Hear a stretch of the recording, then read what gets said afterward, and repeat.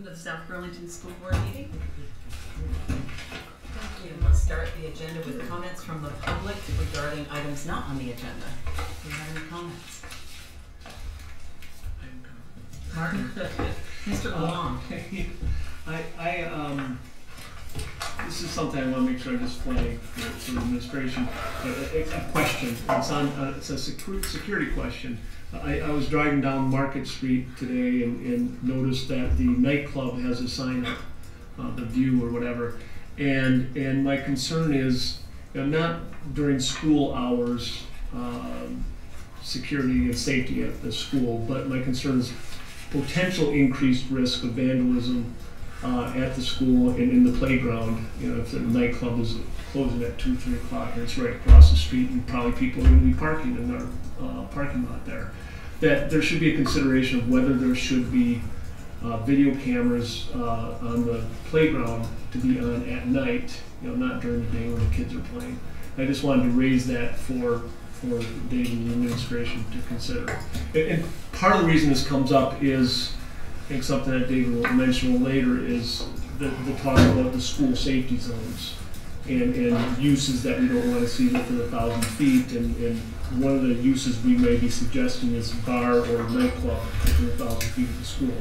And so anyway, I wanted to flag that for you. We do have cameras. Again, I think to Martin's point, that our visibility at night is far more limited. Again, our cameras, we do have outside cameras. Right. We do have cameras that move based on movement. We have them at all of the 5 schools. But to say that there's perfect clarity, particularly in the far parts of the recess areas, I wouldn't be able to comment. Okay. Well, if the cameras are already covering the in some cases, for at the high school, looking over to the middle school is, has some unlit areas that would be hard to identify. So, I got the number. Okay. Thank you, Mark. Okay. No other comments. Do we have amendments to the agenda, David? We amended our executive session to only include legal and collective bargaining. Okay. I see no other omissions or additions. Updated. Where do we have item 7? That's okay. Great. All right, we'll move on to agenda item number 5, an update on the current status of the Methadone clinic.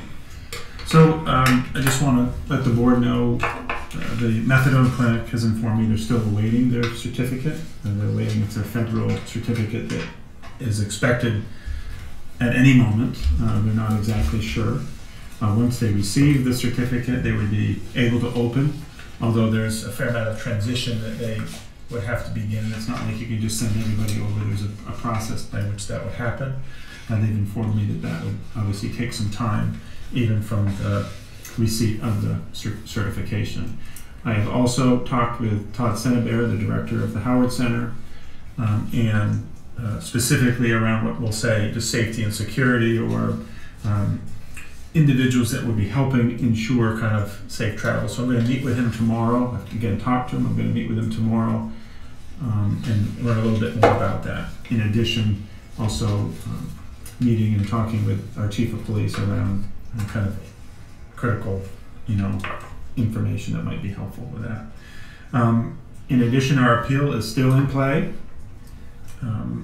We have our discovery items are due within the next 2 weeks. So we'll be submitting those. And again, that's basically where we are. Opening of school is, as you know, around the corner. And so, as I reported to you earlier, our facilities and security folks, security individual will be housed in the 400 Dorset location. And there will be a specific route that we'll be looking, or specific routes, I'll say, because there's more than one, that our security person will be traveling. So that's all I have on that.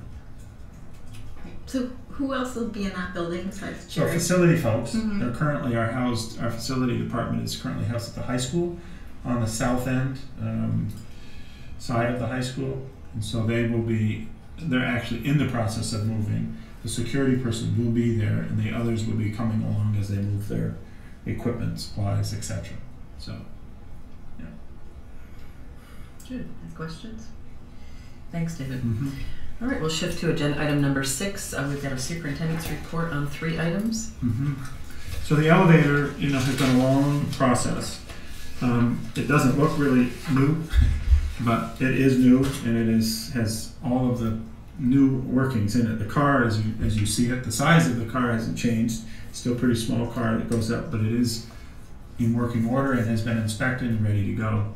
I do want to, publicly thank, everyone who's used it, wanted to use it, have made rearrangements in the past, to really thank them for their understanding. But we're up and running. That's good news. The chemical cleanout, you saw kind of the costs that were associated with that. Again, this was something that we volunteered for through the EPA. I certainly did not plan on the cost, but I think this is not something that's just an us piece. We've had expertise in the state that have helped us in the past, and we've thought we've been pretty compliant, but the EPA, this was a higher level look. I think there's a lot of other kind of safety and security things that they're looking at. So that is the cost associated, the $8,000 to do this. It has been, now it's out of the building, and we are good to go. I think the other part is that we have protocols and procedures that will be put in place with our respective teachers and administration on making sure that that is now kept up to date. And then lastly, the cost sharing, again, it was part of the board's desire for us to meet with city management. Again, this is all new city management folks essentially that I met, although John joined me as well. And so the recommendation here, and obviously it can be is a recommendation to you, the board, that we split the cost.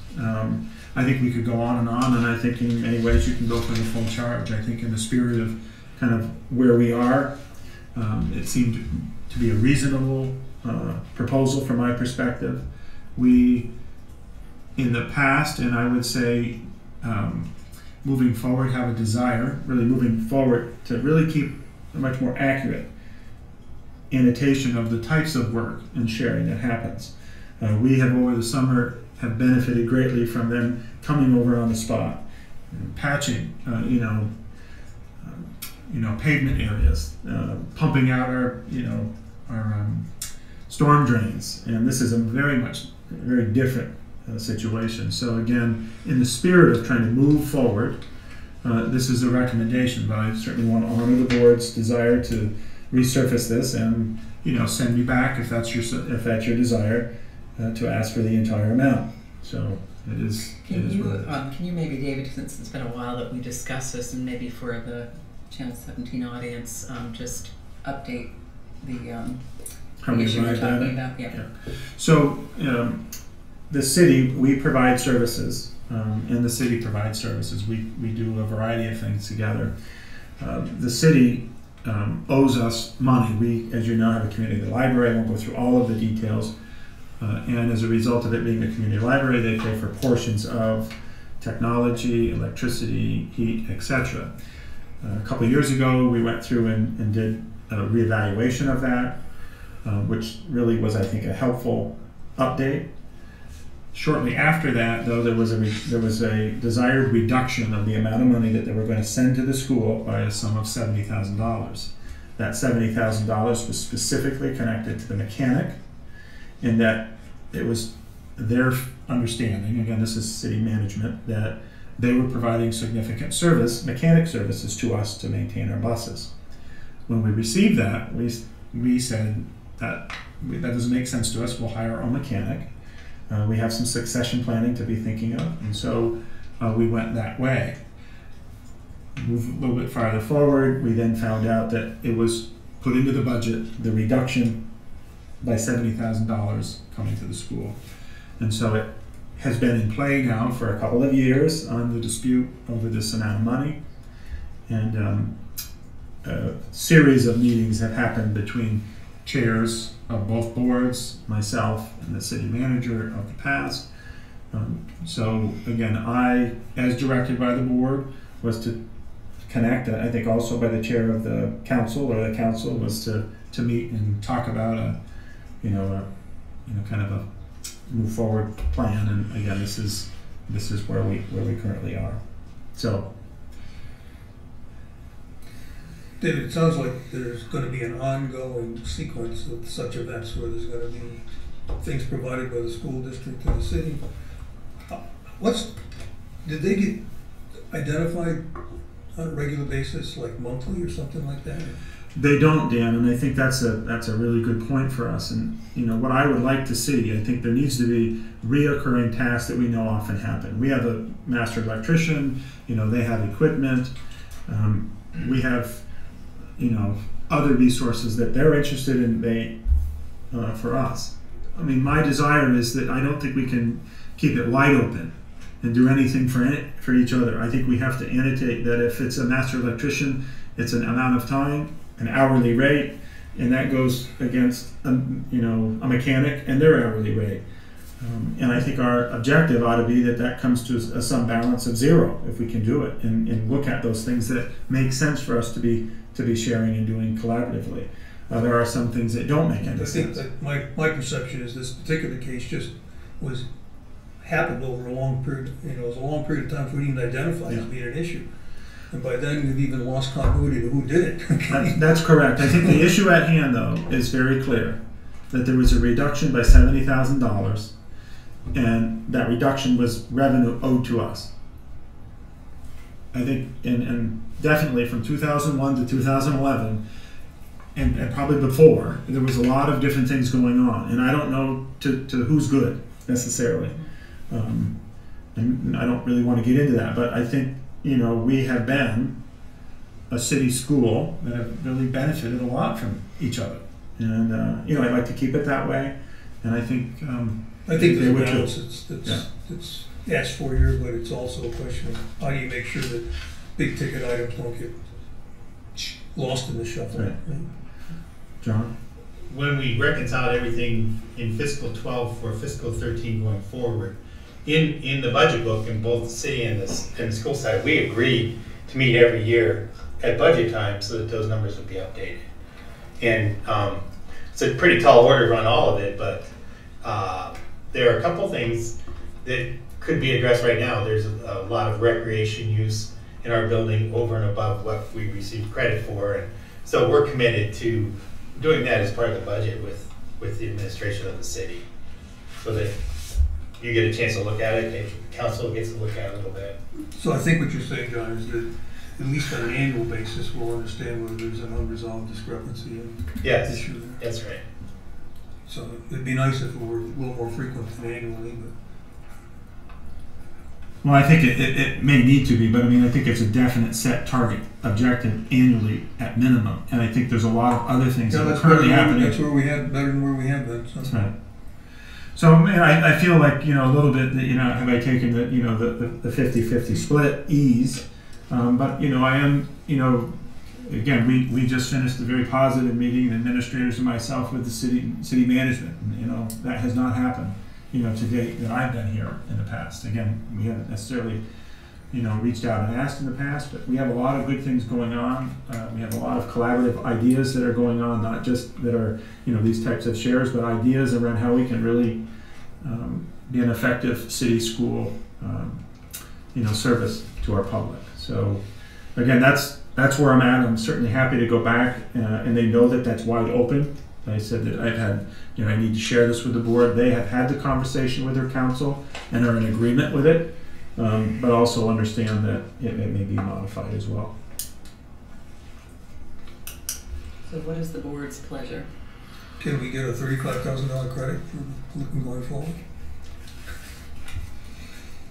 I think we would say no to that. I mean, I think there needs to be a disbursement of funds to us. Do you not, John? I mean, as far as accounting wise? Well, yeah, they would write the check, and we would correct. We would account for it back into, because the books aren't closed for the prior year, we would count that as a receivable. I think what Dan is asking, if we know we're anticipating, if there's increased rec usage, for instance, and we know that might be something negotiated at budget time, yes, we get a credit toward that. to offset Okay. what's being asked I right mean now. the second 35,000. That's right. Yeah, the second 35,000. Not the first 35,000. Right. You know, they agreed to pay 35,000. We'll take that check. Can we get credit for the other 35? No. I mean, that means going back and, I mean, is there any issue accounting for that? If we know it's gonna be negotiated? well, if we agreed to the 35, that would show up on the books. The other 35 would come out in the budget, because Right. it would be something going forward, yes. Right. So that could be accommodated in the next budget process? Yes, could be. So am I hearing some consensus to request a credit toward a future cross-charge I mean, I'm to resolve the issue? fine either way. I mean, I'm fine with given that we are trying to move forward. It was a difficult time. It was in part because of certain personalities. And we're trying to have a clean slate moving forward. Yeah. I'm fine with what David's come up with, but if the board wants to go back for more, I don't think it's a huge deal. I don't think it's going to cause a huge wave. I'm fine with where the board is. It just seems to me that in the spirit of cooperation, that trying to have that a negotiating point and the upcoming budgeting thing would be not an unreasonable place to be. So I wouldn't make it a hard and fast requirement. I'd simply ask the question, can that be a consideration in what's going on? Agree. I think that's a good idea.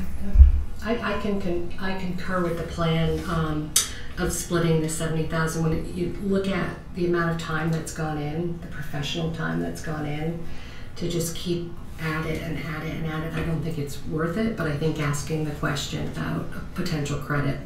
But what if? I guess I would ask if they say no, what would be our position? Yeah, and part of it as well, I'm thinking, is that, I mean, it all goes to the same taxpayers. If this was somebody else that we were dealing with, then I would not be, saying, that's fine. But in the end, it's coming from the same pockets. So, I mean, I'd rather have it on our budget Well, it's not than quite. the cities. It's not quite true because the two systems don't get funded the same way. Right. But, Well, that's right. No, that's true too. but I understand the principle you're speaking to. So it sounds like it's consensus the board to authorize David to settle the matter with the city with a first option of looking at a credit opportunity in the upcoming budget year. For the extra 35,000. For the extra, right. Check. You need to have that second statement. I mean, if we say it's going to be conditional on the thing, right, then they'll have to report back. I would rather be a little less formal than that and simply say, can you guys deal with that and figure out a way to handle it? Right, not perpetuate the bureaucracy of this thing, because as Diane rightfully pointed out, the bureaucracy totally got out of control. And I think I misspoke in terms of specificity, but it sounds like the board is authorizing David to settle the matter. Yeah, Thank you. We don't need action on that. No. All right. I'm sure you're glad to see that one go. Yeah. Well, positive things are happening, and I want to report that as the major thrust between the school and city. Good one. All right, we have item agenda number 7, which is employee contract ratification. And I think, Julie, you have an update? So Elizabeth and I have negotiated the contract with the SBAA successfully. The contract represents a 2.26% new money increase. And I'd like to make the motion to accept the terms as ratified.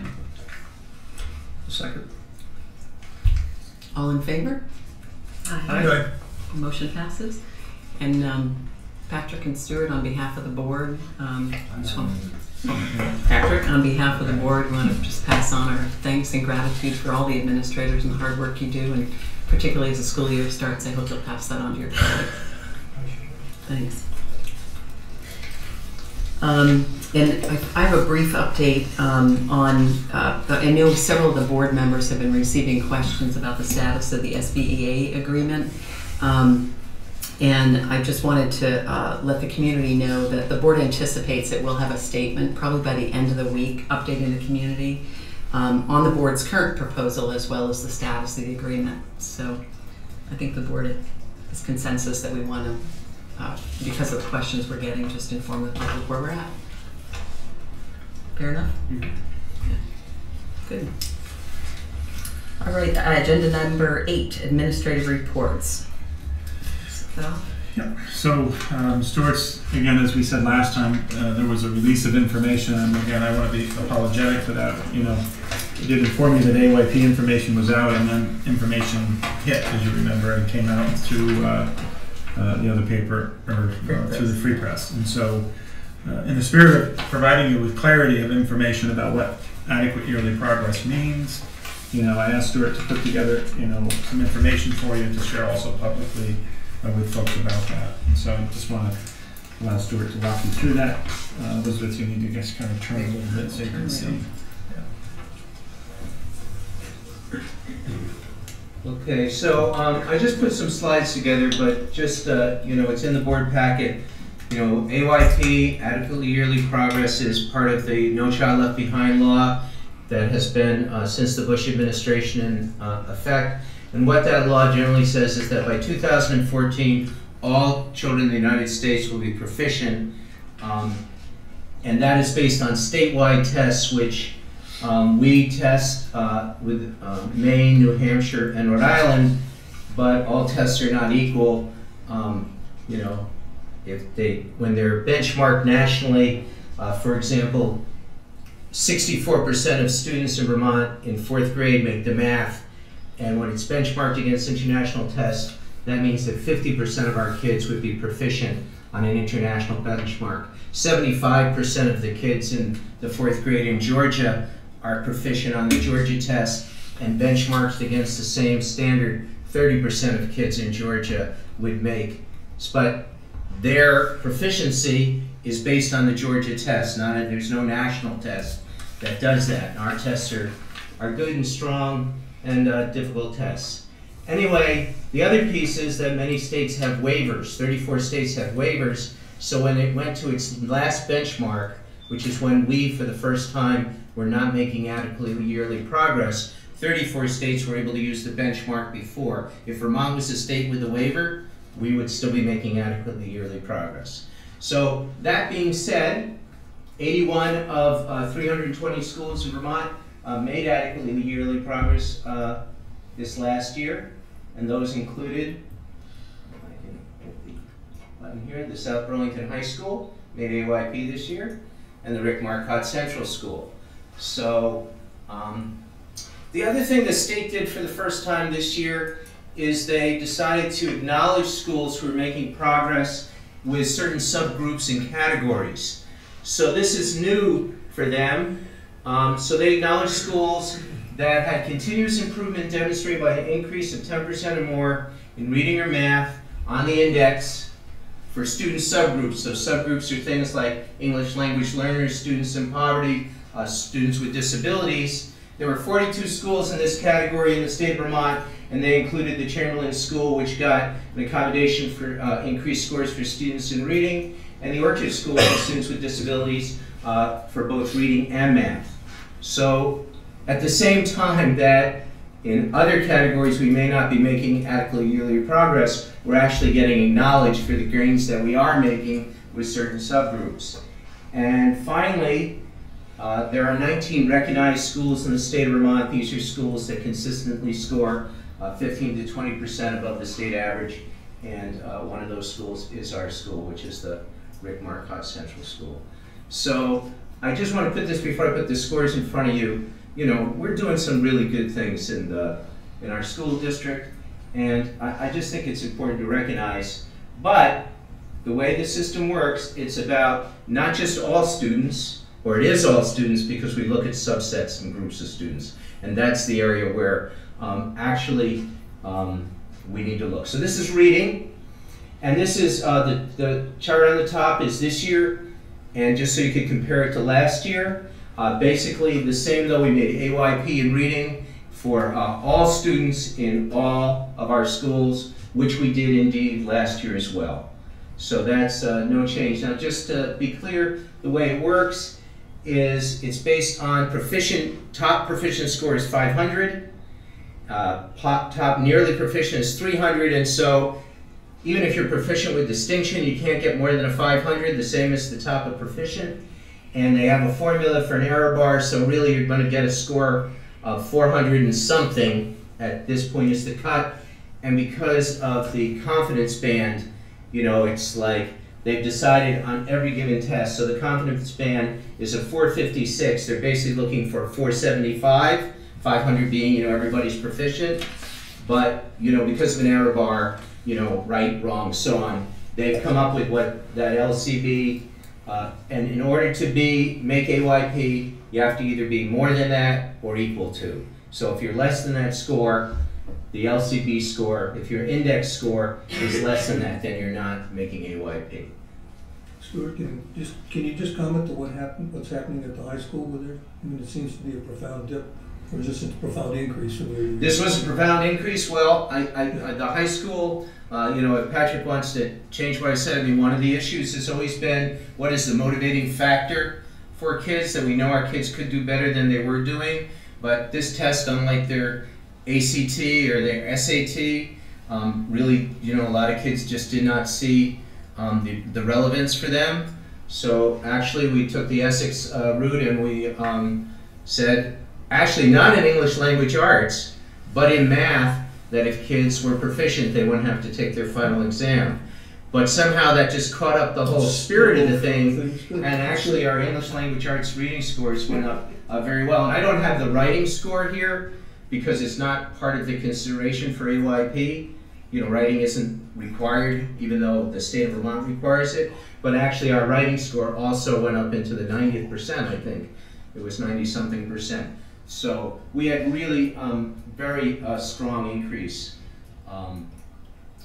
Or the kids would say this year's senior class is much smarter than last year's.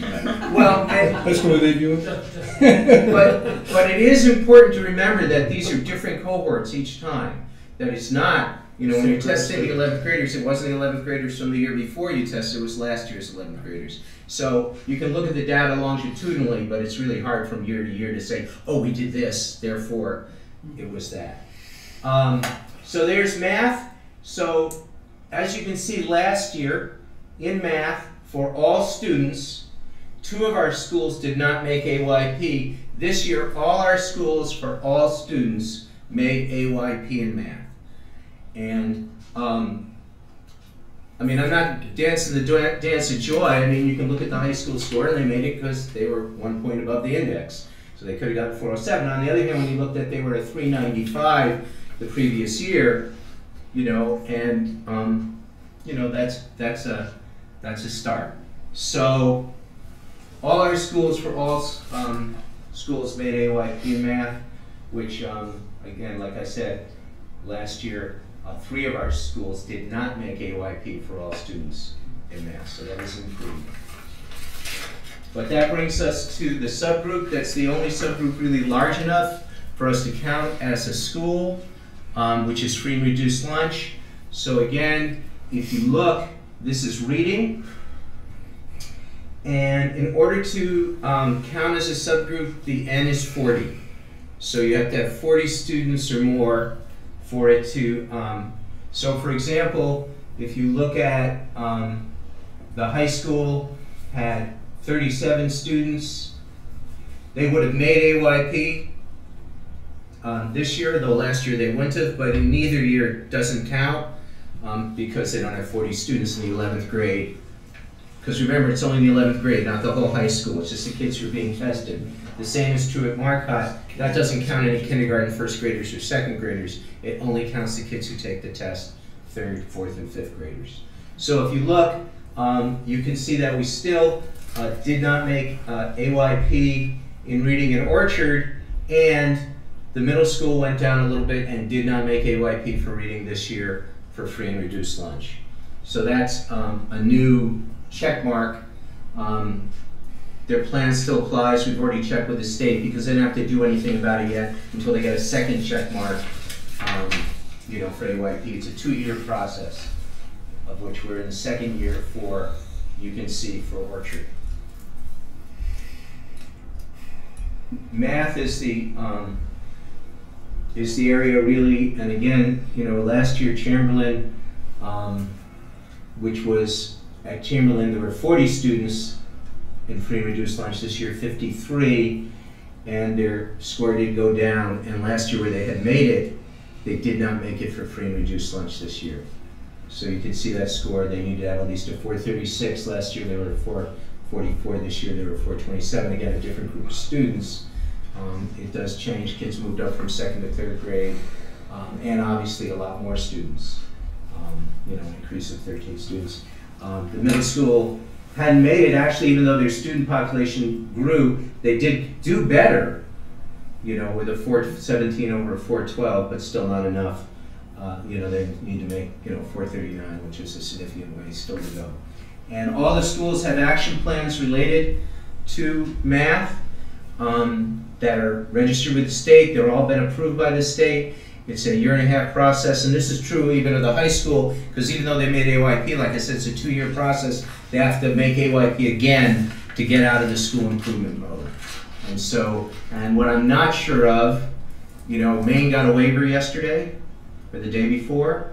I'm not sure if Vermont's trying to get a waiver now, reapplying, because theoretically, the next time we take the test, everybody would have to get a 500, and so then we wouldn't be 81 schools in the state that. On that issue, if I just follow up a little bit. Sure. So my understanding is in the next time, it has to be 100% proficiency. 2014. It seems pretty important for us to understand definitely where Vermont is as far as seeking a waiver. Yeah. Or, alternatively, if Vermont's not seeking a waiver, what is the game plan if we're going to, in Chamberlain, be going into a 3rd year of not meeting annual yearly progress? Isn't that when some nasty things happen, such as, what do they call improvement plans? Where you have to get rid of the principal or get rid of the teachers or any number of very draconian measures that have to be taken at a certain point. We're not even close, quote, to that yet. So let me just say, so how it works is the first year everybody gets a check mark, and then last year was our first year of school improvement, and this is our 2nd year of school improvement. So all our schools, except Rick Marcotte Central, are schools in need of improvement, and they have a plan. If nothing happens and everybody has to be proficient and 100% of the schools are identified in the state of Vermont, which is not without a possibility, because one of the things is the law was supposed to be reauthorized 3 years ago. Mm-hmm. There are 34 states that have waivers, maybe now 35 or 36 with Maine joining. They're not in a hurry now to get the law reauthorized because the waivers work for them. Before there was waivers, everybody was, So this puts more pressure on Vermont to seek a waiver, presumably. It does, and so I don't know what's going to happen that way, Martin, but I do know it's like we have to be about 5 or 6 years down the road before we have to worry about principles. Draconian measures like that. Okay, so we have a few years for something to get sorted. But there is one draconian measure that did start this year for 3 of our schools. And it would have been 4 of our schools if the high school had made adequately yearly progress, and that's the supplemental educational services that I'm going to talk a little bit about now. That was in your packet, and which was the newspaper article was mostly about. So basically, the way that works, I think I'm done with the slides. Yeah. The way that works is that if a school does not make adequately yearly progress with any of their groups for 3 years, so the first year you got your check mark, the second year you were a school in need of improvement, and then in your second year of the school being in need of improvement, so 3 years, then you're required to provide after-school supplemental educational services for students on free and reduced lunch. So the high school students actually aren't entitled to that because they made AYP, so they really only have 2 years where they didn't make the scores. But, and I'm just beginning to really understand this. So basically 20% of our Title I grant has to be, is mandated to be put into a fund for supplemental educational services, which means that students who are on free and reduced lunch can request basically tutoring services after school. And the way that they figure out the formula of how much money that is, and it's in your notes on, because somebody asked the question, is basically we get this year $297,000 approximately from Title I.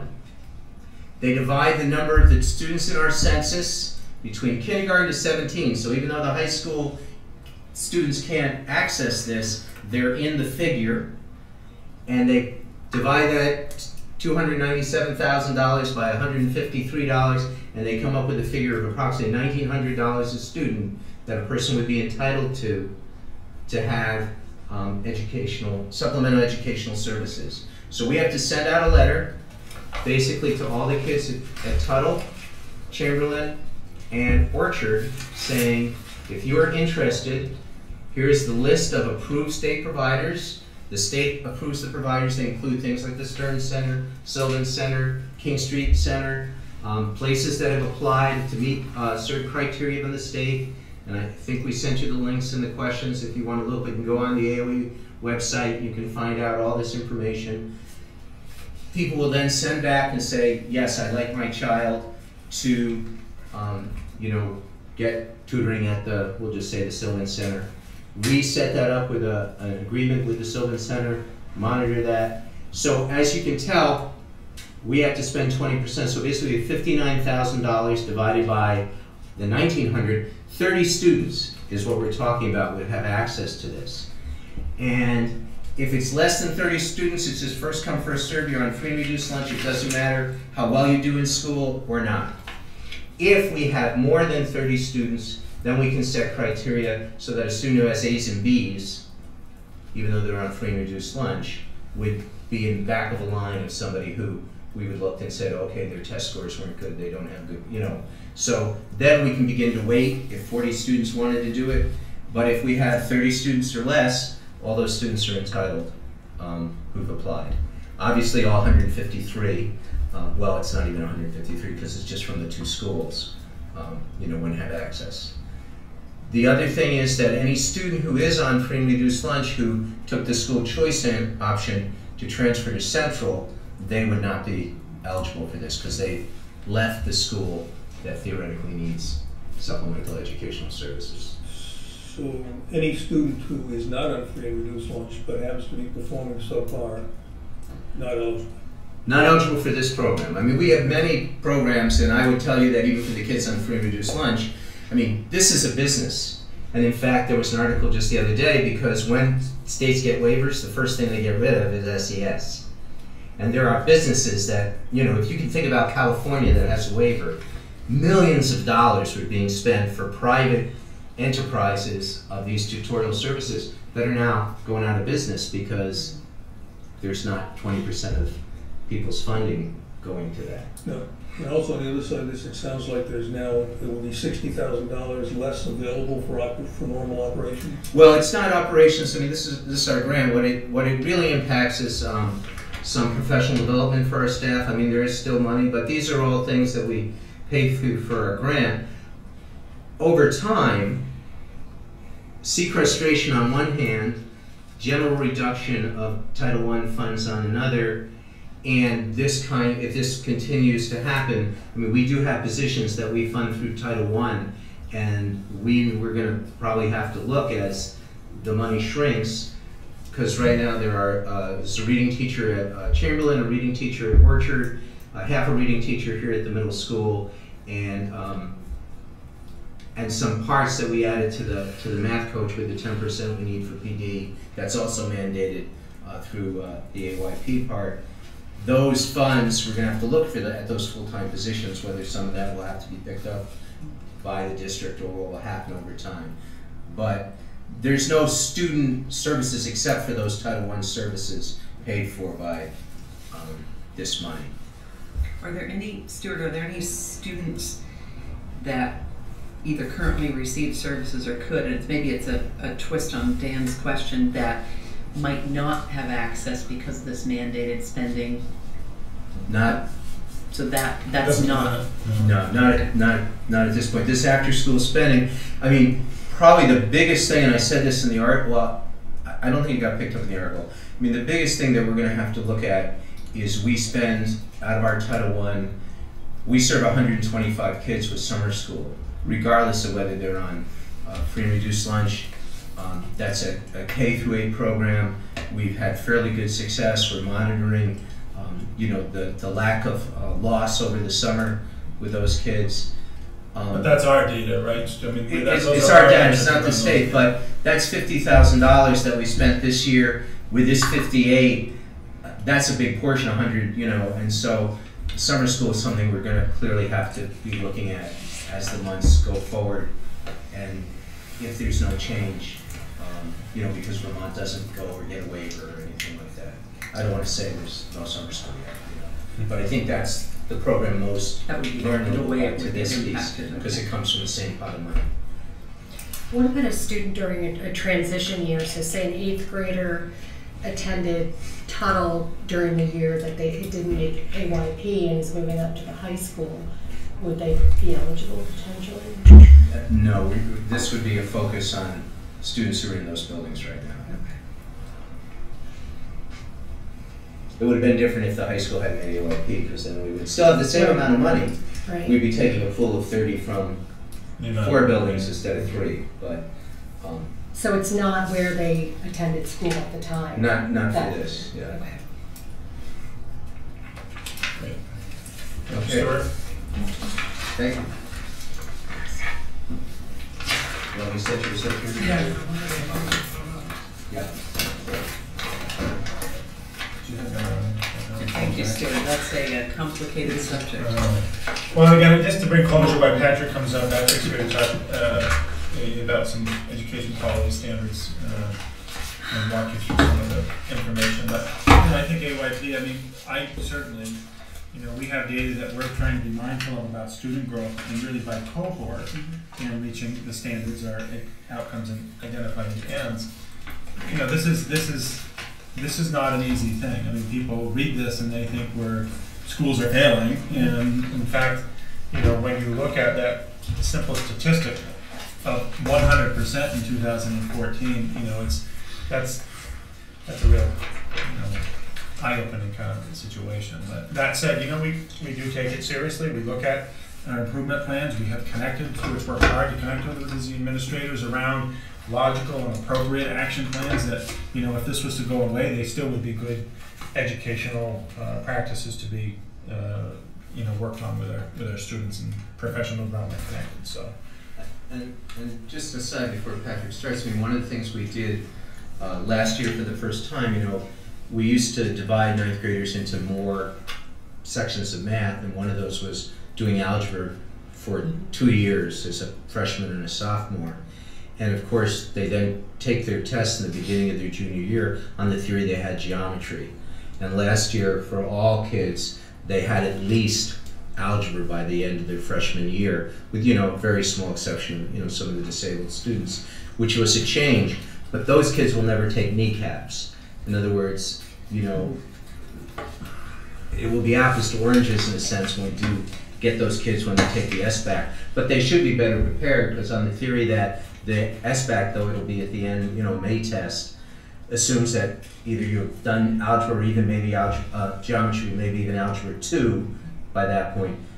All kids will be there, and we're putting the supports in geometry this year to get those sophomores through geometry by the end of their. So that's the kind of things, the tests have and the standards have pushed us to make changes that are not always easy to make, because you have to really put the support. It's not easy to say all kids will take geometry, therefore it's great. You got to be able to make sure that they get through it and understand it at the same time. Thank you. So Patrick, thanks for being here. We got busy stuff going on the next few days, weeks ahead, and I know you're pushing out email and all kinds of stuff, getting ready to get schedules ready. So thanks for being here to talk to the board about quality Well, I'm standards. happy to do it, and it was, per my request, so thanks for having me, I appreciate it. And, this presentation includes a lot of information that is fairly dense, and so just in terms of my goal for the presentation, it's really not for you to understand every single nuance application of some of these changes that are looming, but I thought it prudent to put in front of the board this information in that as well as much in advance as possible. And so if you remember in January of 2012, I gave a presentation to the board related to, and Ms. Fleming, you're probably knowing it, related to graduation requirements. And during that presentation, I gave some background on the concept of the Carnegie Unit and how that intersects with what are called and have been called the school quality standards in Vermont. And throughout the history of South Burlington High School, and again, I'm referencing this January 5 presentation, South Burlington High School's graduation requirements have changed pretty much in response to the school quality standards changing. And there's about to be a pretty significant shift in terms of how the school quality standards intersect with graduation rates across graduation requirements across the state of Vermont. And so I just want to put some of that in front of you folks and talk a little bit about the process, and then also highlight some of the work that's been going on at South Burlington High School for the past 5 years that actually, and in this district, that actually align really well with the direction that the state is. With the direction that the state is heading. Nobody's ever told me I'm not loud enough.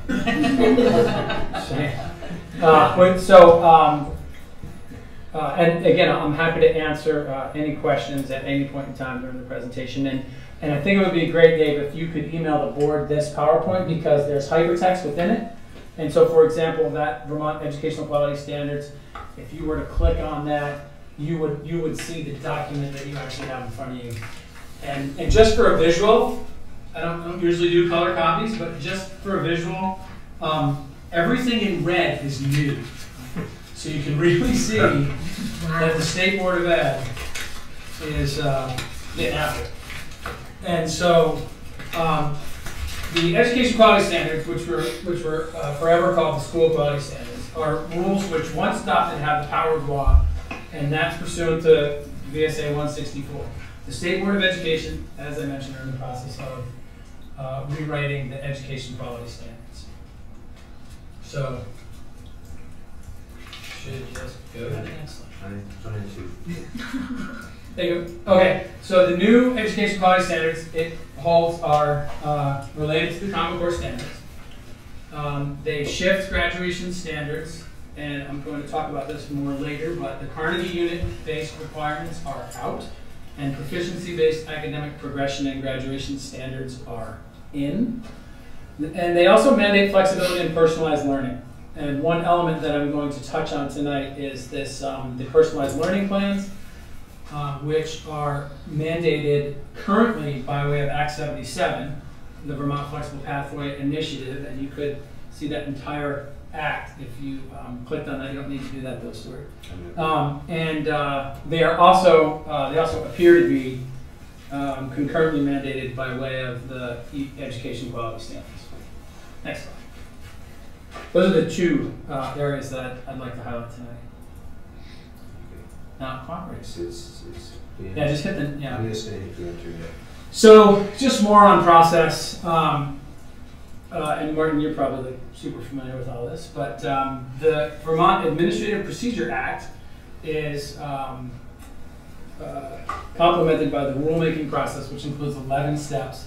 And if you want to see all 11, you can click on the word rulemaking. But currently, the education quality standards are at step number 7, which includes an opportunity for statewide public comment. So you'll start to hear about the education quality standards and public comment opportunities for, hopefully through the Vermont School Board Association or Superintendent Association or the Agency of Education. You'll definitely start to hear about opportunities for public input related to the EQS.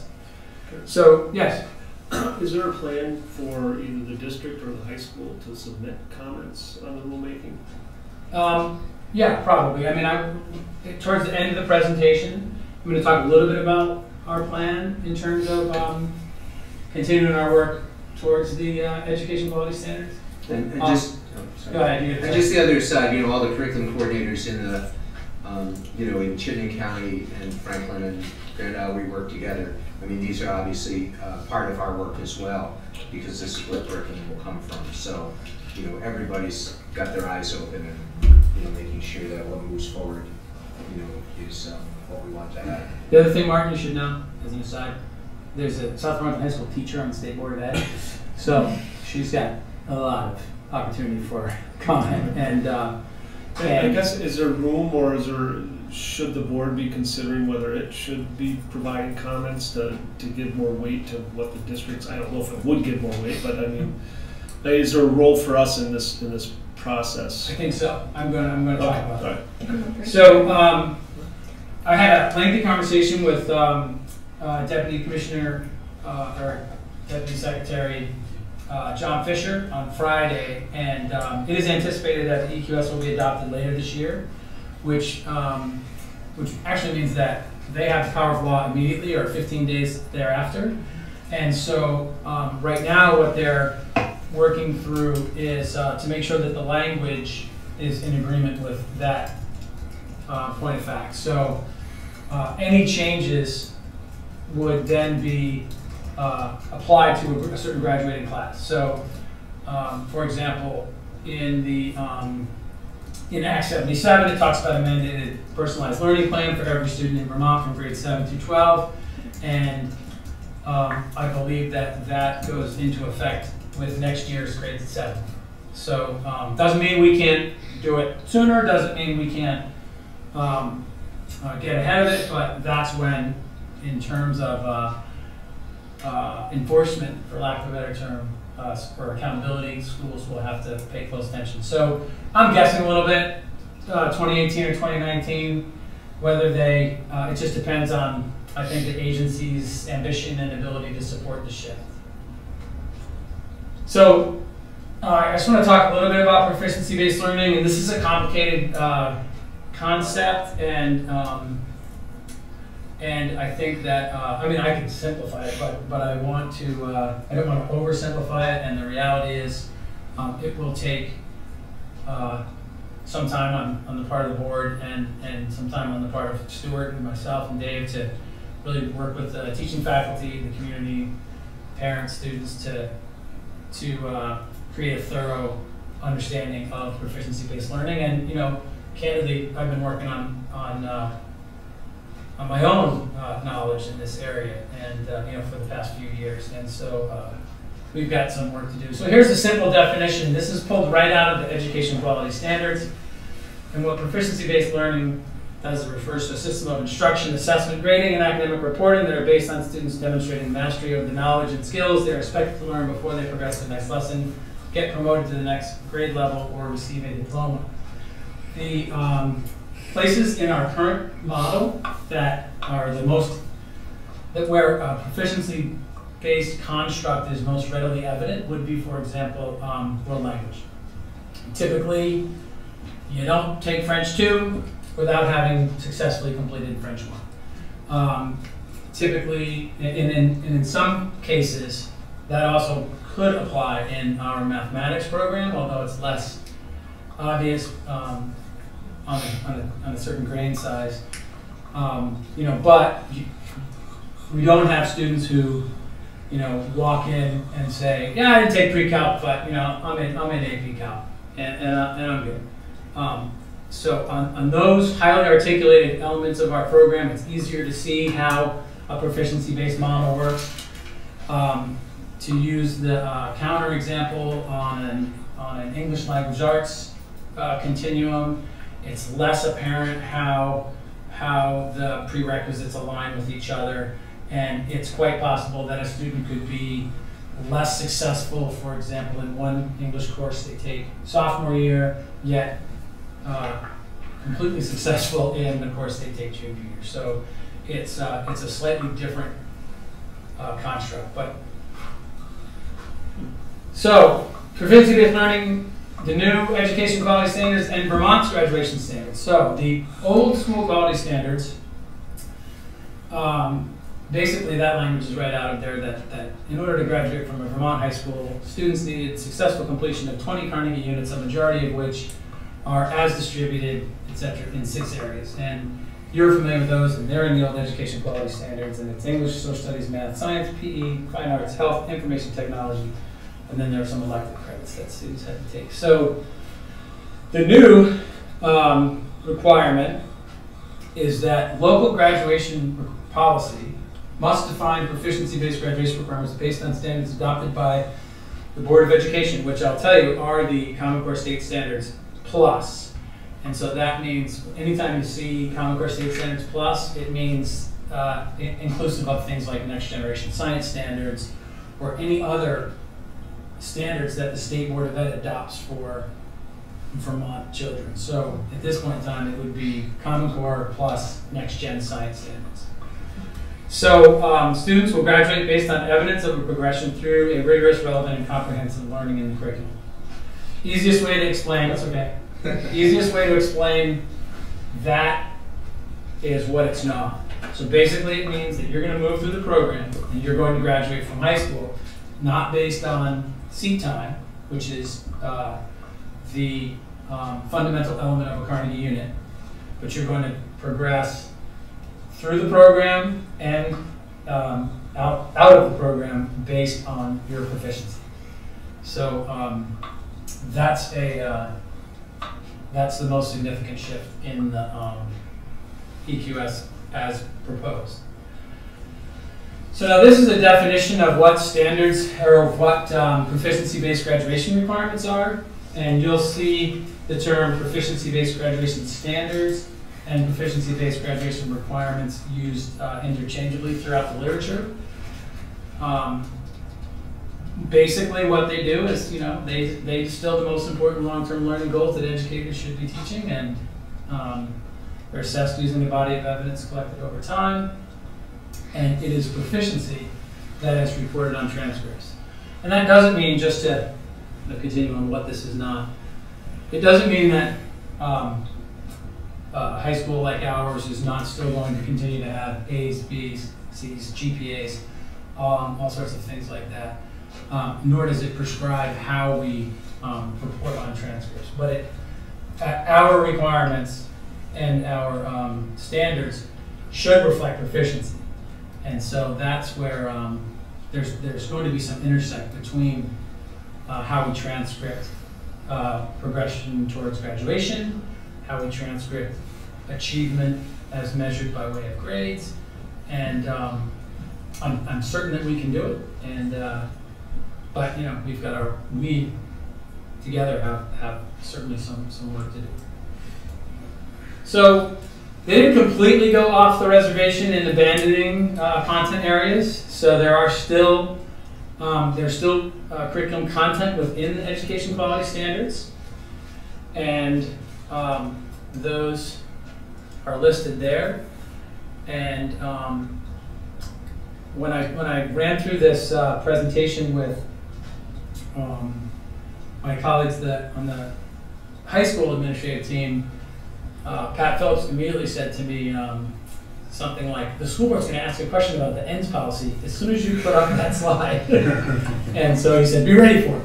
So I'm going to come back to that later and reference the ends policy a little bit, but I think it's really exciting. One of the things that you'll see in terms of where this district has been heading is how well positioned we are for this shift in the education quality standards. Nonetheless, those are those areas also, you should know, are quite aligned with the Common Core. So there's some symmetry there. So here are current high school specific initiatives, but I guess with the exception of policy governance in the end, which is yours. But these are high school specific initiatives that are in alignment with the new education quality standards. And I do think that being a district that operates by way of policy governance and your understanding of how ends statements, ends policies, and ends monitoring can work is definitely to our advantage. Common Core standards implementation.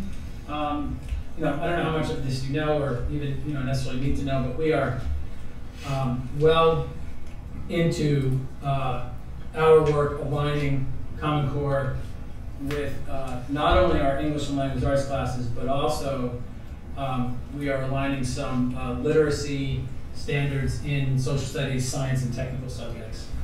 So, so we are mapping our courses and units to the Common Core, and we are refining our local assessments in light of those Common Core standards.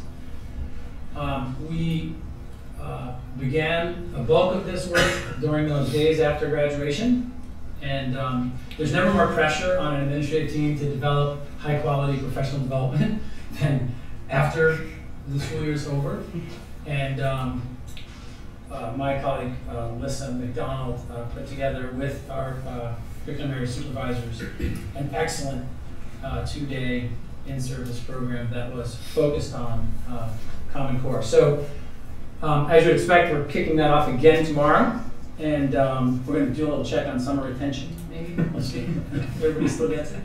And then our entire Late Start Wednesday TLC professional development program is focused around the shifts connected with the Common Core. So that's a current initiative that's in line with what the EQS is going to be asking all of the schools in Vermont. Obviously, our Big Picture program is a proficiency-based learning program in itself, and that's provided an amazing kind of lab school for us in terms of do's and don'ts, and it's really, in particular, just as an aside, it's been really helpful in understanding how to work with students through this concept of proficiency, because students who come through a model that's not based on proficiency, regardless of, like, and kids who go to Big Picture, they often don't go there having loved their previous experience. So even though they're kind of self-identified alternative learners, they were up against this concept of proficiency, and you know,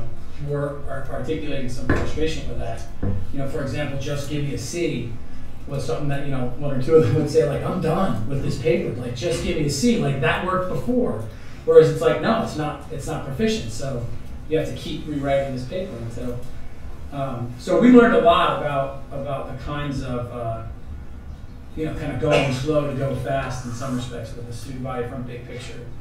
And then our sophomore exhibition is aligned with, the sophomore exhibition's alignment with the SB6 is a model for how a performance-based assessment could, and it's in its infancy, but could be something that aligns with graduation standards, where students are compelled to show proficiency. And it's still an exhibition, so they would be just exhibiting how they were showing they were proficient in multiple ways. And then also, because our sophomore exhibition includes non-cognitive variables by way of the core principles activity, that's also in alignment with the new education quality standards.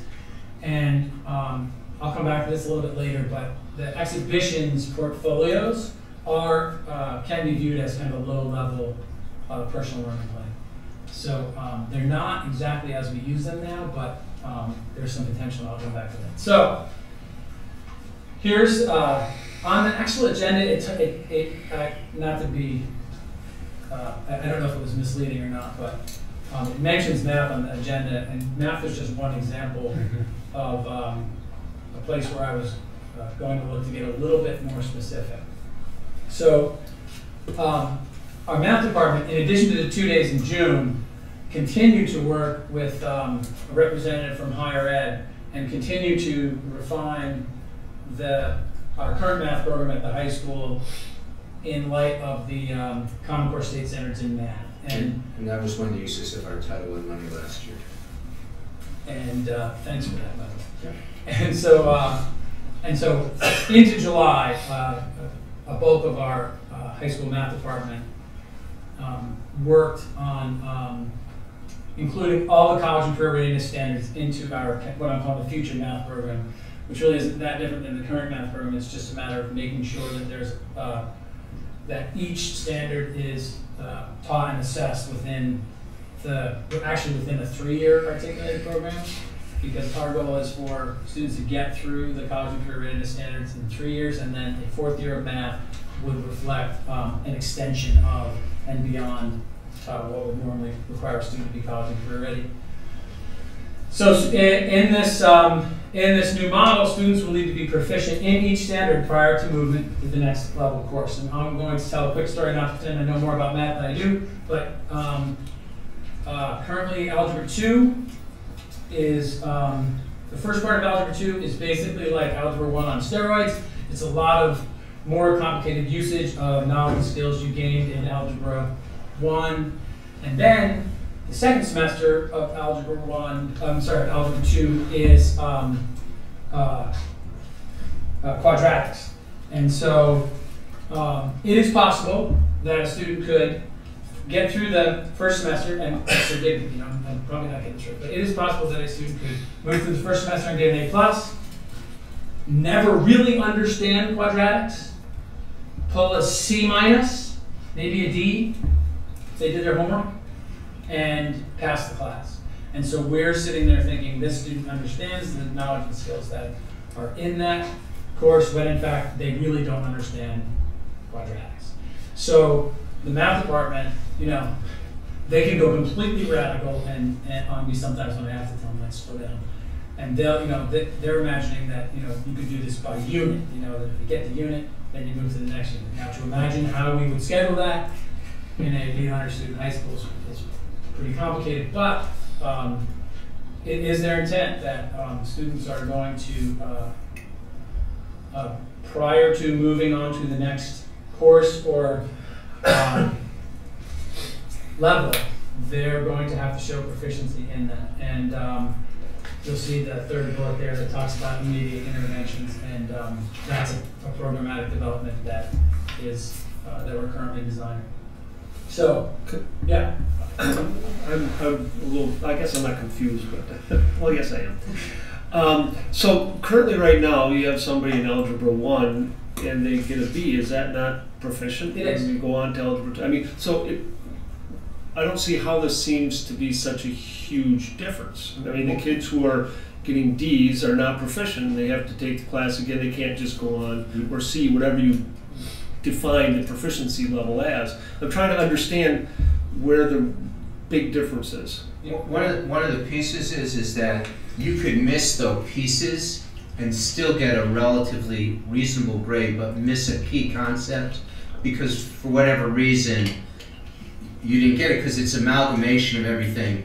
So you get a B-, but that B- was because you understood something really well and you got an A, and there was something you didn't understand as well and you got a C or even a D+, whatever it is. That quiz you got or that test, that was really, in the past, we just kind of move, in a high school especially, kind of move on.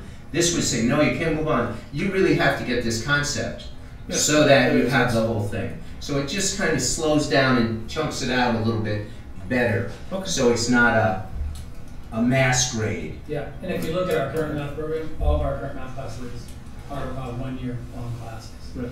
And so one sometimes you can do poorly. Maybe that that math classes turn into semester classes, and in the example that you gave, even if a student fails, say Algebra 2, but really understood the whole first semester of the linear algebra section, they still have to repeat the whole linear algebra section, even though they get it under the current model.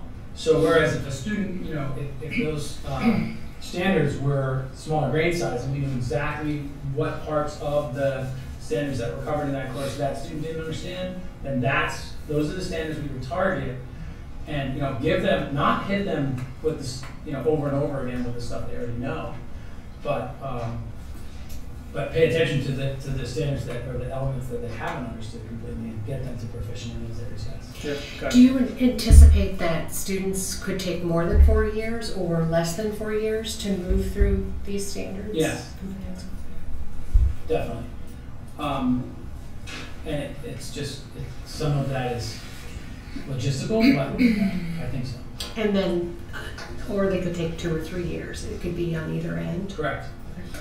I think just one quick pause here is that this is not specific to just the high school. I mean, this what Patrick's addressing, and of course in programming, but we have as you'll hear in the future with our elementary and middle school, you've often heard about curriculums that spiral, right? You hit a concept, you may not get mastery, but we keep moving on with the idea that you're going to eventually come back to it, and that will be at a developmental age where you'll then be able to get it.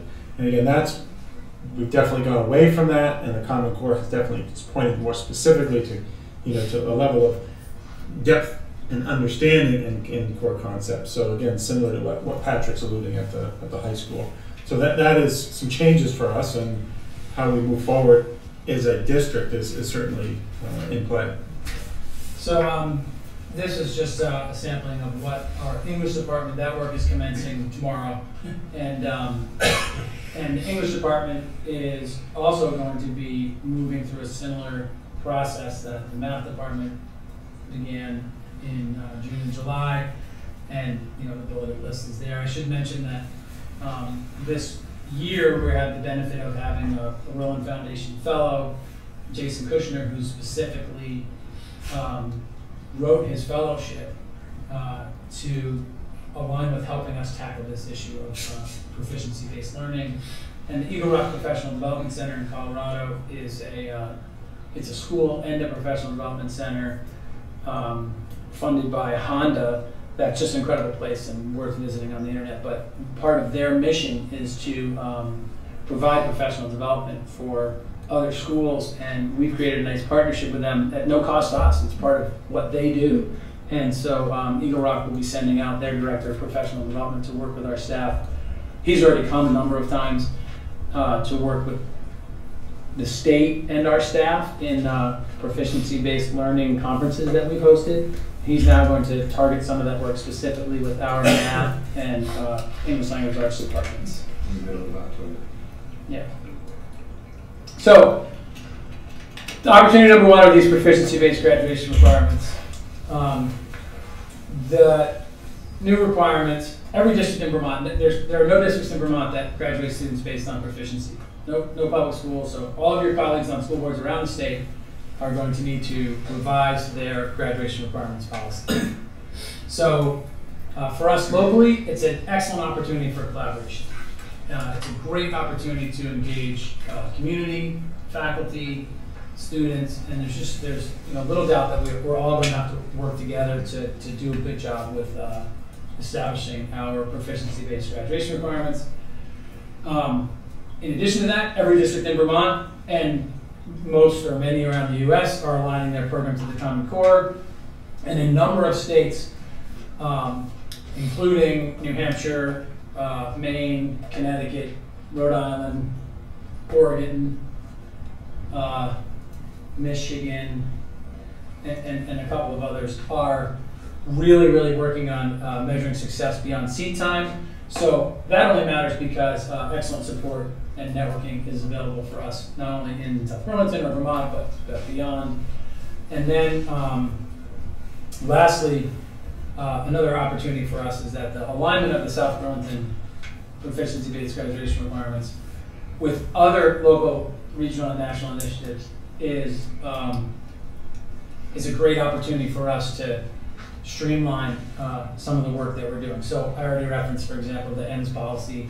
It's a great place to make sure there's alignment between our graduation requirements and the ENDS policy. And at one point in time, I heard somebody say to me, if we had the ENDS policy, why isn't that the graduation requirements or something to that? And I think it's a reasonable question. You've already seen how the Common Core and Next Gen standards intersect with this. 21st century skills are also an element of the education quality standards, as you'll see when you review them. The SBAC assessment is, I'm told, a performance-based assessment, which aligns with Common Core standards. And so there's opportunity there so that our work towards graduation requirements could also align with our work towards the SBAC assessment, which is the replacing the kneecap. And it aligns with our work in the non-cognitive dispositions for learning, core principles, etc. And also, and I'm going to talk about this a little bit, not nearly as long as I talked about the UGRs, but flexible pathways and personal learning plans also should align with our graduation requirements. So this is, like any good play, the second act is shorter than the first. Personalized learning and the education quality standards. There is the definition of a personalized learning plan. That is taken from Vermont Act 77. Vermont Act 77 also includes the dual enrollment provisions of, it's known as, I think, the Flexible Pathways Initiative or Flexible Pathways Act. So the two elements of that act that are gaining the most attention in the education field are the personal learning plans and dual enrollment. And probably dual enrollment is getting the most attention. So, that's a definition of the personal learning plan. And we can go to the next slide. So, opportunities for us in terms of the personal learning plans, as I already mentioned, the sophomore portfolio and exhibition program is a nice model that we could expand down and up so that it could become a true personal learning plan as opposed to now, which is, it's more like it's functioning as a portfolio, not necessarily as a plan. So South Burlington School District PLPs, as required, would need to begin in middle school. And, it's the law is grade 7 is when personal learning plans begin. I think it stands to reason that whenever students start middle school, they should probably start their personal learning plan.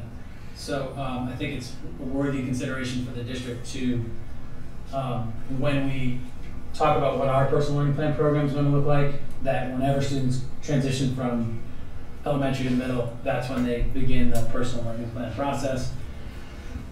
Just as current sophomore exhibitions align with SB6, we expect that South Burlington School District PLPs, which are, I keep wanting to call them SBHS PLPs, but they're not, they will align directly with graduation standards, which in turn align with the ends, which also align with college and career readiness standards.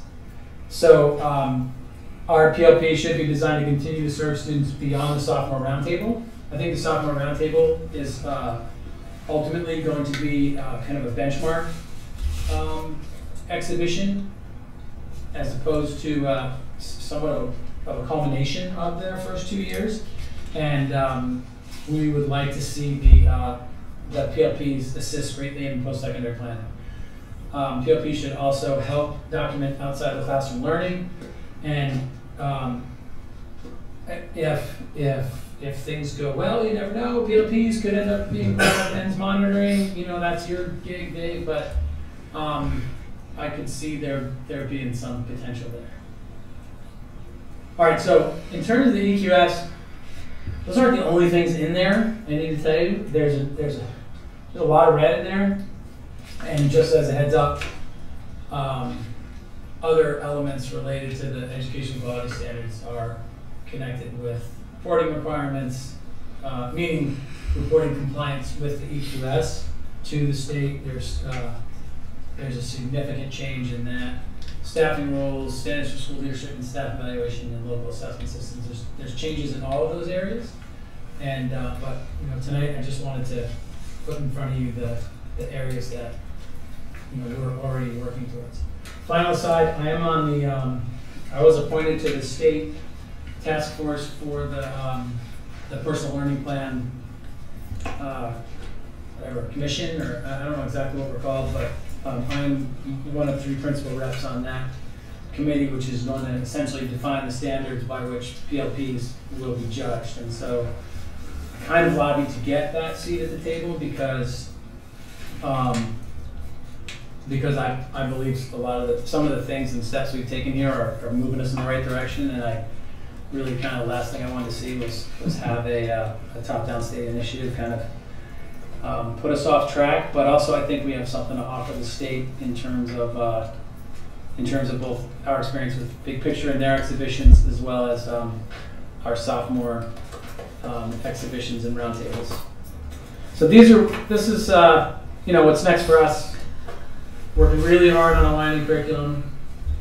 I should mention that we're looking for places to phase a shift towards a proficiency-based progression. So if the state comes out and says, class of 2019, those kids are going to graduate based on proficiencies. But if our work in the math area is in advance of that, I think the district should consider saying, okay, we're going to, with the class of 2018, they're going to graduate, they're going to meet their math graduation requirement through proficiency. And then, let's say the rest of the requirements they're going to meet in the old school way. But if we're ready to phase that shift in sooner than the mandate, I think we should I think we should do it. And so, and that's possible. You know, I don't want to be too optimistic, but I think that we could be back here talking about moving students towards a proficiency-based graduation standard in mathematics before the state mandates us to do that.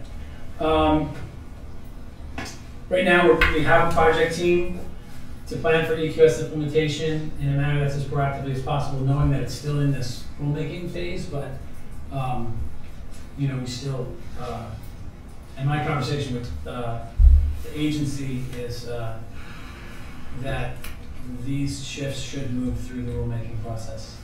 Basically, I kind of said to him, look, I don't want to spend all this time and energy doing all this work and then have you guys actually not adopt this. And he said, that's not going to happen. And then I'll commit to updating the board via progress reports to Dave and Stuart. And I just want to add to this, you know, Patrick, you know, kind of sounding the head first here because one, it's graduated, it's the end result, and also because they've really been talking about this, you know, prior to the state, this question of proficiency based. But this is a K-12 initiative. All these things will come to you. We're working, the elementaries have been working very hard, especially on Common Core adaptation. Same in the middle school. You know, and probably in the November report when we talk about curriculum, you know, we'll be going to this again when we do that monitoring report. So. Thank you, Patrick, for doing that. Stuart, I do think that, you know, one of the things we want to be mindful of is that, you know, as we plan out our future board reports and calendars, that this become, you know, a fixture for the board, you know, to kind of get updates on as we move through it. So, again, I thank you, Patrick, for taking the time and updating the board. Does the board have questions for Patrick or Stuart? I just wanted to ask, has there been any response or weighing in from the post-secondary world about this?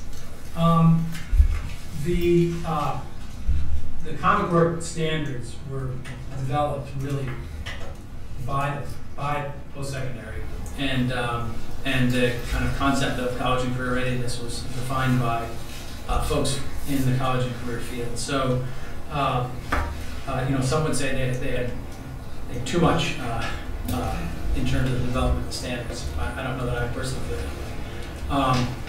In Vermont, there's significant involvement in on the Education Quality Commission of the Vermont State Colleges and UVM.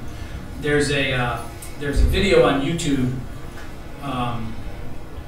that the commissioner regularly, I'll email it to the board, and it's the commissioner talking to other members of the education quality standards. It's kind of like a talk show of some sort, and one of the guests on that is from Vermont State Colleges and answers that question,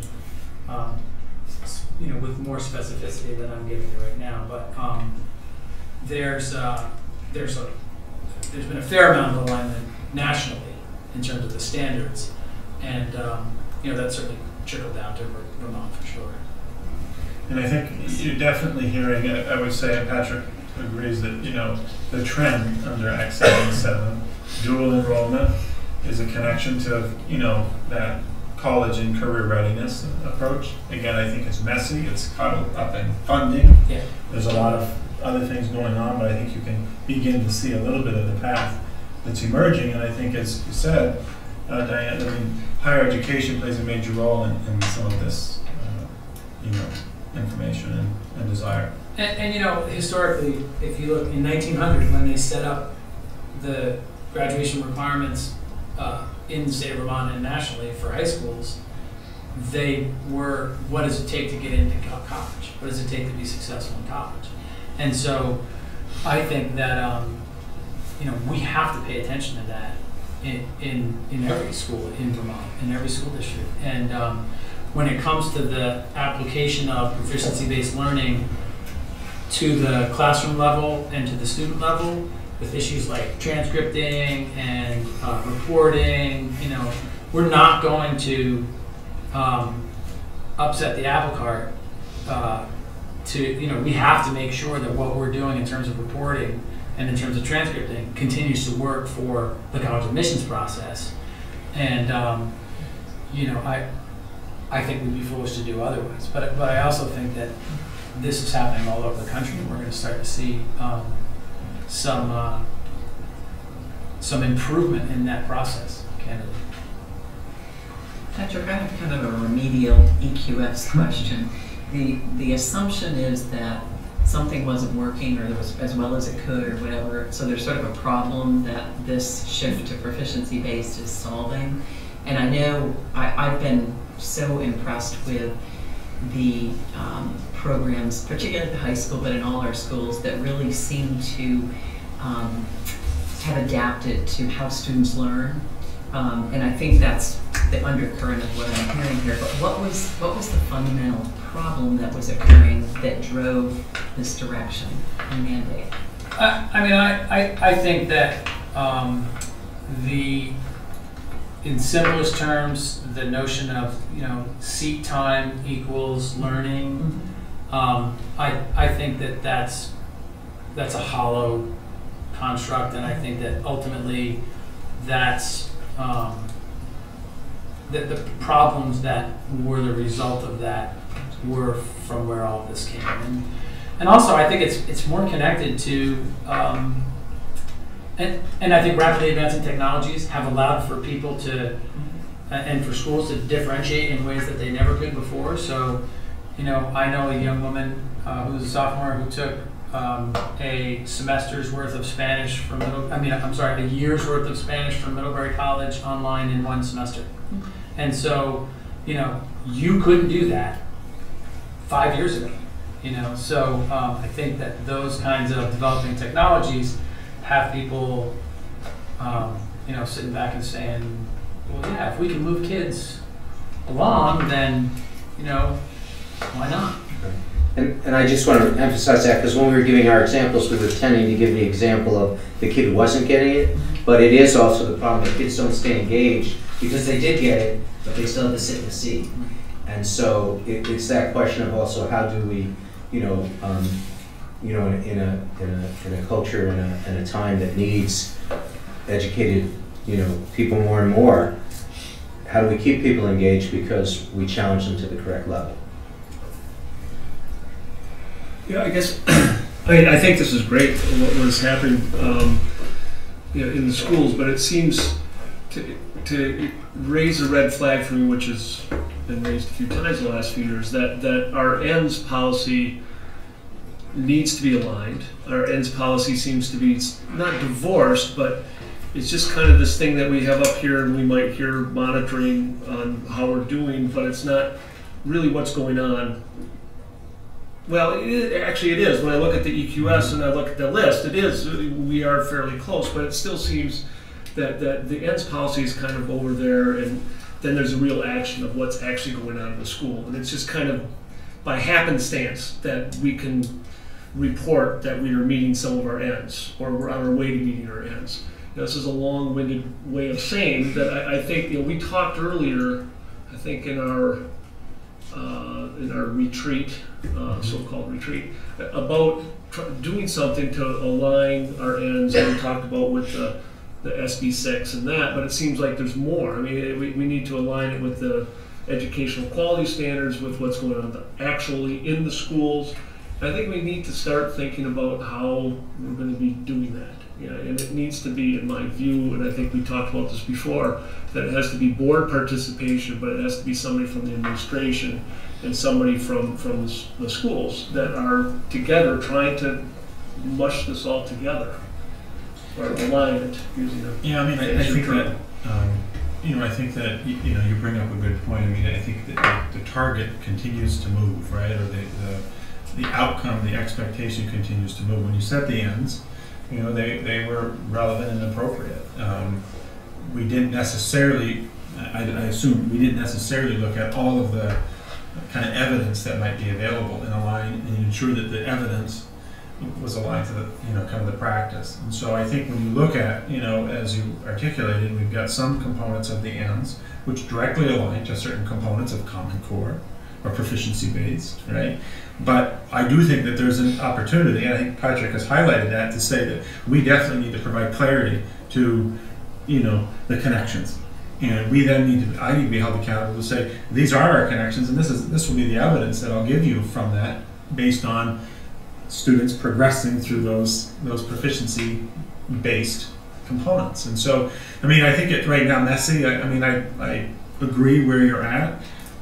The ends or outcomes wanted, and then what are the specific things that are going to be articulated to measure that? Yeah, and it's also that the high school was going to be saying, all right, well, we have our SB6 and now we also have the EQS, and there's those lists of 6 standards, and I got the N standards, and they all are very similar, but they are talking in different languages, and there are some overlaps in some places where they don't overlap. And I think it's important for us to proceed in starting to look at this. I don't think it's going to be an easy process. Agreed. I think, one of the things I think, Mark, to that end is the ends isn't intended to be like another local initiative, nor is it, we've been at this a while with policy governance, and if we need to, as a board, revisit ends, there's no pride of ownership in terms of doing that versus trying to connect the dots so the matrix sort of loosely hangs together. But the flip side is, when it comes to the current ends policies, we be them. So we are aligned with administration, with staff, and with the community right now. So I would sort of challenge all of us to say, is it an alignment issue as much as connecting the dots to these various initiatives, or do we need to revisit the umbrella and have things fit better beneath that? Recognizing that, one of the things that we're not in control of at a local level is where there's mandates of this magnitude too. So, I guess it all starts with the fact that under policy governance, that is our key. That's what we're supposed to look at. We're supposed to define what we want the district to do, and then monitor whether it's hitting that mark. And we've not really been there. I don't even think very close. No, we have not closed that. And that's why I think taking a good look at that relative to the other mandates and the other directions and the other things that the teachers are looking at, I think is necessary for us to be able to do policy governance appropriately. So can we have, when we get to the set future agenda items, I think we should set aside a time or have David come up with a plan for how to proceed with this, or maybe we should talk about, because it's as much a board initiative as anything. Dave, I would just offer more briefly that yesterday, this might be this convention, I actually took those content areas that I put up on the screen, and I parenthetically aligned them with the ends, and then I put in all my hyperlinks, and then I turned the Yankee game on the radio, streaming online, and then my computer crashed. And so the confession part is I may have said a few words that shouldn't be said in the school building at that time. End of the day, I just got on the phone with my wife first. I said, this was the most productive day of the summer. Those words came out of my mouth, and then my computer crashed. So I didn't do that again, because in my rewrite I thought it was too much. But if we don't do what you're saying, we're crazy. And as you know, at the retreat, we had a draft of a way to maybe modify the ends. The administration team is still talking about that. We want to bring forward to you a proposal of what we think would be aligned ends for you to discuss to determine, whether you think. So that will be coming in the future. It's certainly on our priority to make sure that I'd rather be talking about what we really want, not proxies of what we want, and really being sure that we have a clear alignment as we work on our system to really monitor this process. And if you hyperlink to the Yankees, this file that you showed us, that would be awesome. Is there annoying announcers that might actually like more. Any other comments or questions on this agenda item? Thank you, Patrick. All right, Thank thanks. you, Stuart. Great review. I'll see you guys tomorrow morning. Right? Thank you, Lisa, for coming. Hi, Lisa. All right, we'll move on to agenda item number 8, Executive Limitations Policy Monitoring on 2.3 Treatment of Community. They could resolve my issues. and I think I was primarily bringing them up.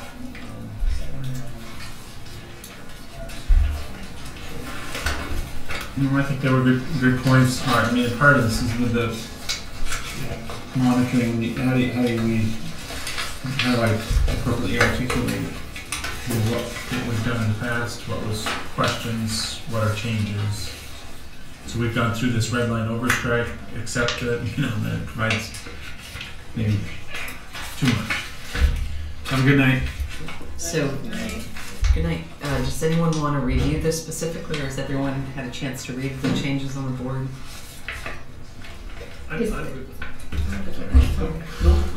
Is it okay to make comments?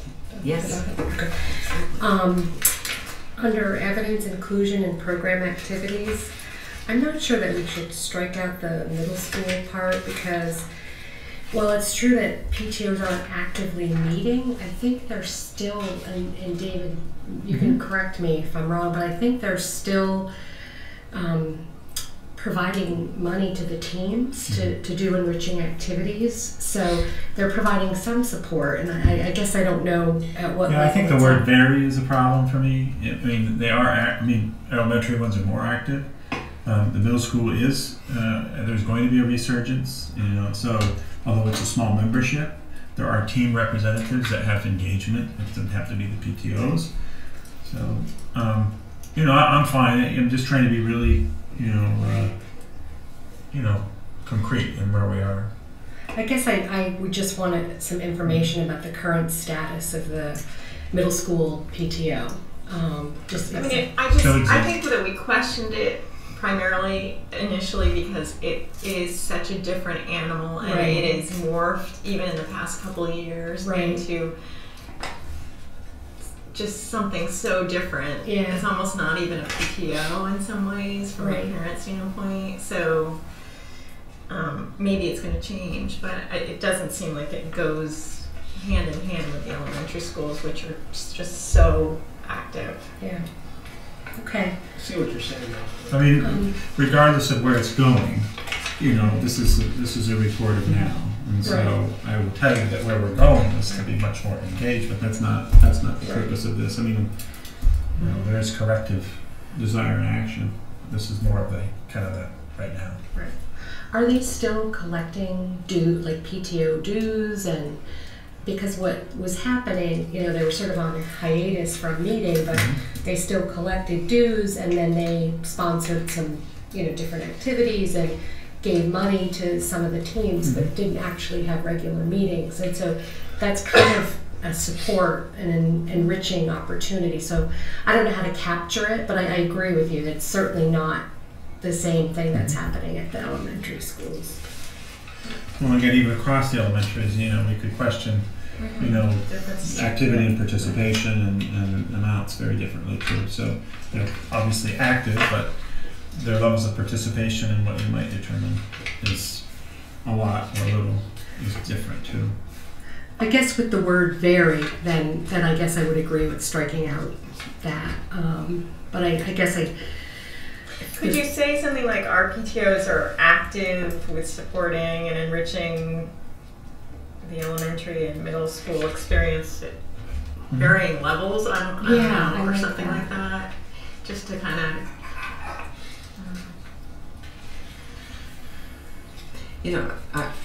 Personally, when I step back with this, I really look at David's interpretation of this is that school programs take steps to include parents and guardians and other community members in program activities.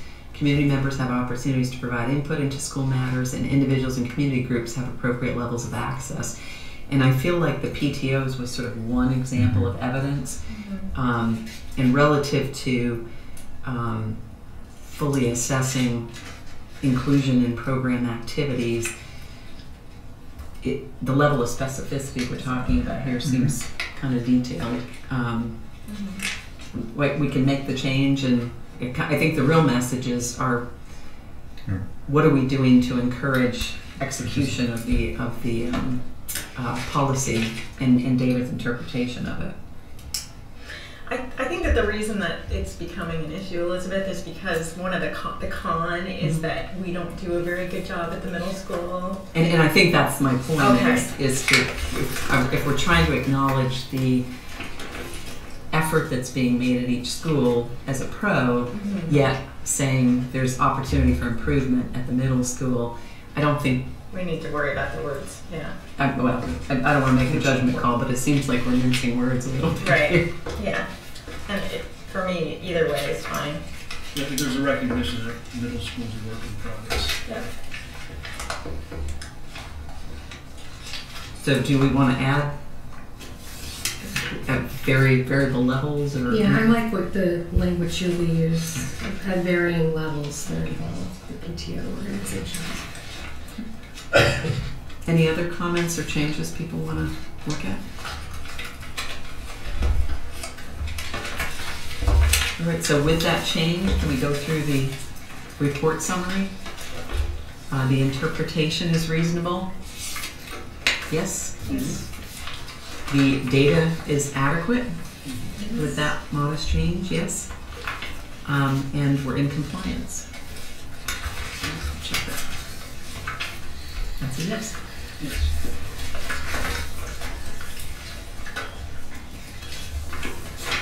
You probably gave me one to sign.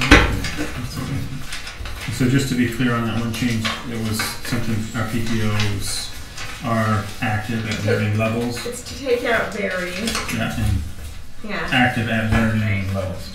Yeah, gotcha. Yeah. Good. All right, we'll move on to setting the agenda for September 11th.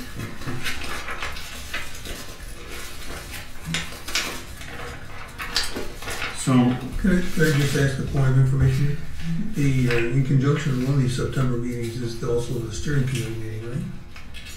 Is that for the 11th, or is that for Yeah, the? one of them's on the calendar for one of those. that's correct. If it is, it starts. We'll have to change executive session. Yeah, it will be It's at post- 6 o'clock. Yeah. post. It will be a post-executive session. It's good to know that.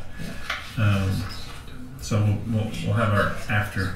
But is it, do we know if it's not coming, one of the action items we talked about a few meetings ago was to think about what topics we wanted to Yep. influence going on that agenda, and if that's gonna happen at the next meeting, I don't know how that's gonna happen. Well, when is our meeting's 11th? So we do have the first meeting on September 3rd with David, myself, Pam, and Kevin Dorn. So maybe as a suggestion, if we could solicit through email topics the board might want to include in that Just pre-planning feed them meeting. to you by email as possibilities for this. Maybe for this go round. I do think, Dan, Okay. it would be appropriate to have more of an active discussion. So Yeah, no, look, I view it as something that we're evolving to, and I just like to see us continue to make progress, I think. Yeah, and that is. I think the steering committee is gradually getting its act together, and Yeah, that I'd is just a like to desire. foster it going And, forward. you know, Elizabeth and I have talked about that, and again, I think that's a result of conversations that have happened here, and they're very engaged and desire the same. You know, that is Kevin and Pam. I haven't talked to Pam specifically, but that's what I'm understanding from Kevin, that they're excited about the opportunity to talk, meet. So we'll continue to improve on that pre-planning process, Yep. but for this go-round, we'll solicit input by email, and you and I can carry that message forward. Other topics for September 11th? And we're going to have the safety zone information / feedback. We'll be on that one. Martin and I actually met with Sean Tui just to begin looking at kind of some draft information that we would like to share with the board and get additional feedback. I don't know, Martin, do you have anything you want to add to that in addition? I know that the other one probably ought to be a little bit more specific. Administrative reports on the teacher and staff evaluation. Specifically, that was kind of an overview of the Danielson model. So that's kind of what I'm planning for you. We'll just add a little some specifics to that, I should say. And will we have a draft of the RFP That's my hope. Again, Karen's been, I've been pushing, so I think we will. It's down there under future agenda items, and I circled it on mine just because I'd like to be able to move that would be a up nice for you. tie-in with agenda item number 7. Yeah. So Okay. I don't think we need the board self-evaluation because we're doing that tonight. That's right. mhm. And we'll shift the executive session till the end of the meeting. Yep. Will you send us a reminder about that? About the steering committee one or steering committee? About the fact that we're moving the executive session. Yeah. Well, we'll draft that. Agenda, yeah. And can we can take treatment of community off. Mhm. 2.3, can you remind us on the master schedule which subcommittees have 2.2 and 2.4? Mhm. Because I think I'm one of them. Let's see. 2.2. 2.2 is Martin. 2.4 is Martin Dan. and Dan. Uh, And 2.3 is, we did that. We're done that one. Yeah. Is there anybody else on treatment of staff? 2.2? No, Just Martin. Just me? Is that one we were working on as a group, though? Isn't that one we Because just that's with did? harassment. That's what the harassment I think policy. we just did that one. Yeah, we just did that, and that's why we decided we were going to do it as a group, I thought. You I may don't not. recall now. Well, it just matters on whether I thought, do we need to see the harassment policy? Did we ever decide? Oh, that's what it was. That's Well, an that's intense on agenda item number 8. That's why it's you, Yeah. because you have all the whole legalese. Well, that's what I No, think. it wasn't. We didn't work to add somebody else in Okay. that. I think it was just Martin All right. to use in that. I think, Martin, you've Inherited. linked yourself indefinitely to that Oh, right, yeah. policy. But that is the one that we were all talking about as a group, right? Yes. Weren't doing that by subcommittee. Okay. I thought it seemed So there'll be familiar. no specific action as a subcommittee, but, okay. All right, any other changes to the agenda? Did Martin, you had said something about the future agenda items, adding the common language with the EQS and the, Yeah, right. should we add that on future agenda? Yeah, if it's not gonna As be, specific? if it's not gonna be in the next, Well, I asked Stuart to really work it into here too. I think it's probably a big enough topic. We need to get in there, but to not lose it, it's good to have it on the future agenda items on a recurring basis because not everybody pulls this out. And I think we did get a little bit of insight as to what, the board role could be at the initial stages, but I think, Martin, you asked the question, I think there's a lot of opportunity to define what the board role may be at a higher level too, so we should understand that. Good. All right, we covered any additional future agenda items we need to add? So David, I see that it's the calendar 2.0 is on your announcement thing, Yep. but it looks like none of these forums are at our district. I wonder if that's.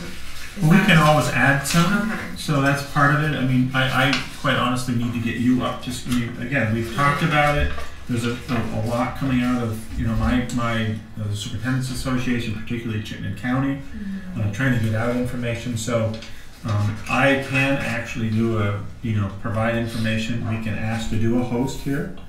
So I will be in the next couple of weeks getting on board with I also need to be present and should be present at some of these with my colleagues at some of the others that are being presented. So I intend to do that. I just quite honestly haven't really signed up for and allocated the time to do that. I'm hearing a lot of discussion about this and interest by people in our own community that want to talk about it. Yep. And I think we need to be and I have as well. Actually, when I was at the Cape, as I said, when I was coming back, after parking the car, I think I told someone, I got a call from my wife and said, "Oh, there's other people on the beach," and so I had a great conversation. So that's good. What do you think about the calendar? What do you think about the calendar? And I walked, what do you think about that calendar? So it was definitely. You're right. It's definitely. I'm getting that same thing. Mm-hmm. So. When is the actual vote on this? It is actually, I don't believe it's yet set. It's really kind of in play for gaining feedback, understanding. I don't think we've specifically said when we want to put that into action. Don't we still have to set the calendar by a We certain do, date? but again, part of that will be if it's going to then get set, then this would be the set. If it's not, then there's going to be. We're a little bit cautious to select a date again, unless I miss something, which if I'm wrong, I'll let you know.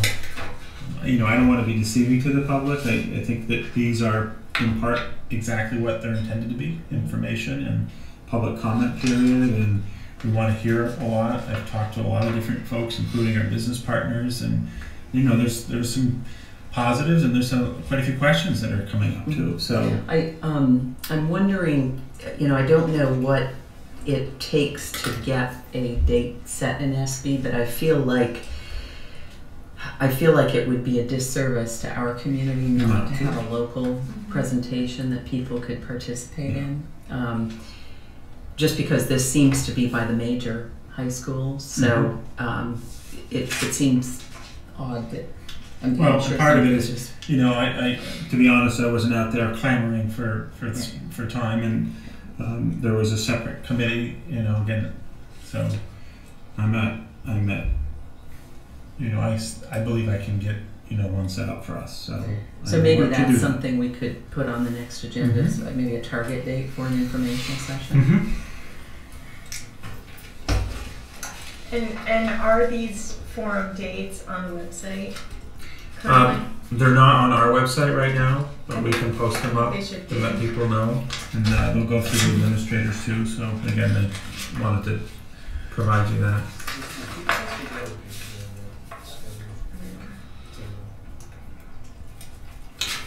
Okay, so we'll move on to agenda item number 11. We've got meeting minutes for 4 meetings. Any additional comments or changes to the meeting of July 15th?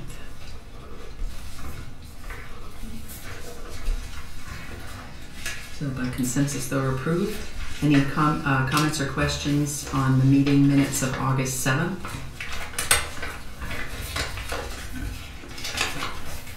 Those will be approved. The meeting of August 12th. I just have one. I don't know. We had one additional guest at that meeting, and it doesn't state that here. I don't know if that needs to. I think we can get input from you on that. Okay. That was the August 7th, right? August 13th. 13th. 12th or 13th. It's the 13th. Okay. So no comments on August 12th? Right. And we'll just get the issue resolved on August 13th, and by consensus, assuming no change there, those minutes are approved. Any additional questions that were not answered on AP orders that are listed? I just have one Yeah. thing that I don't understand, and that is how a $500,000 item escapes the $50,000 approval once. Okay, I just don't understand that. Yeah, John, do you mind? Just well, last year, right around this time, the question came up like, what kind of liability does the board have signing the day tested all the bills because we didn't see them. We got faster than we paid. So with Attorney Sitzel, we had a resolution. What we did was we analyzed the expenditures for the last year, the big ones, the little ones, just to see what was significant, what his advice was to see what should the board actually be seeing. There are huge amounts, like the one you're talking about is a $500,000 for health insurance premiums that's paid every month for Blue Cross. That's an operating expense of the district that's, while it's very significant, it's pretty routine. It's all budgeted for. And it's contracted. What he suggested and what we adopted was things that were variable, such as tuition bills for out of the ordinary, maybe needs that came up through our student mix in the year, or construction that was over $50,000. But we looked at another bill that's pretty significant that gets paid every month is retirement contribution for the staff. It's about $63,000. It's there. It's fairly routine to have then a board action to hold that up. Wouldn't make sense. But there's more responsibility on David Young now than there was, because he has to sign off on these things. And in addition to the responsibility I always had, the city treasurer now sees these things before they come to you. So it was kind of analysis at the time of the bills that we had in front of us, the recurring expenses. And there, again, I'm not putting my hands on the actual specific language that we recently just made the changes to include, an update, but it's specific, and we should get you that, Dan, so you can read it over. Oh, you read it? The specific. It says contracted services, and to me, this is a contracted service. Okay. Yeah, what it tries to provide limitations on is I can't go out and have a contract of service without the authorization of the board for amounts over the $50,000. And so we have entered into some contractual obligations and commitments within our budget. And those are ones, obviously, that are going to come in front of you. It was a problem, and I think rightfully so, for the board to be able to say, we're authorizing this post, dispensing. And so it was really putting the authority in the wrong place. So it sounds like there are certain things that, in effect, the board is approving through the budget process, through the budget approval process. Well, they're holding me accountable to the dispensing of properly dispensing of those funds. It's approved at 2 levels, Dan. First of all, I think a fresh set of eyes on financials is always good. And you as a board member have the right and opportunity to request a sort of a further in-depth view into any individual kind of spending lines, even if they're recurring. But this particular healthcare expense, by way of example, is one that the board approves it at 2 points. One is in the budget process, and 2 is when a contract is signed with an employee group that includes healthcare contributions. So there's sort of 2 board levels to understand what the exposure is. No, I can accept that. That makes sense. Like I said, I had trouble washing that with what the resolution says. Okay, And there would be some. And I think it's a good question. Yeah. Well, maybe we need to modify what that resolution is to reflect what we're actually doing a little bit more. Yeah. So again, a fresh set of eyes. Some words like unless prior approval by the something. Well, I think it's covered by. I think we reviewed this because it was covered by another policy where it says superintendent can spend within approved budget and meet contractual obligations. So, but if we don't link those policies, we've had issues with that in the past. So I think maybe linking that resolution language with the offsetting. I try to figure out how this one didn't make it through that.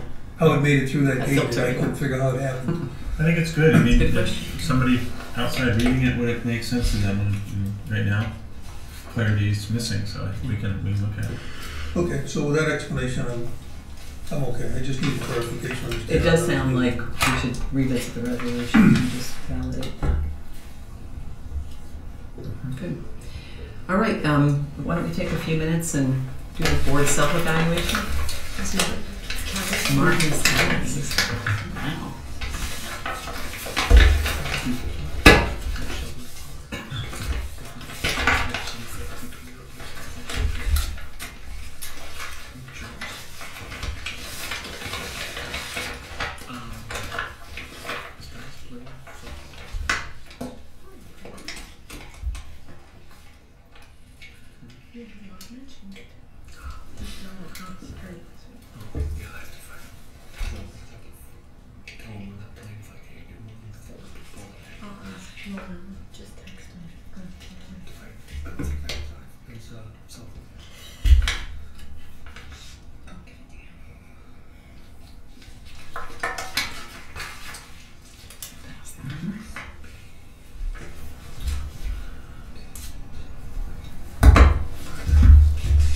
Martin, when you're ready.